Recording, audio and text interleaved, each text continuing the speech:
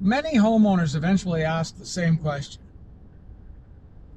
How many times should I repair my air conditioner before replacing it? They want a simple number. 2 repairs, 3 repairs, maybe 4.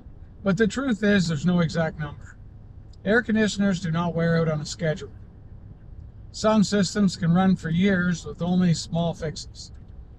Others begin having problems closer together as they get older. That's why the number of repairs is not the real issue. What matters more is the pattern. If the system runs for many years with only one small repair, that's normal, but when service visits start happening every summer or several times in a short period, that often means the system is moving into its final stage. Parts are aging, efficiency drops, reliability slowly changes. The system may still cool the home, but confidence in the equipment starts to fade. That is usually when homeowners begin thinking about replacement. Not because the system can't be fixed, but because they no longer feel sure how long it will keep running. So the real question is not how many repairs.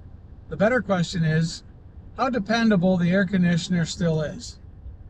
And recognizing that moment early can make the next decision much calmer. Stay comfortable, and please, stay tuned.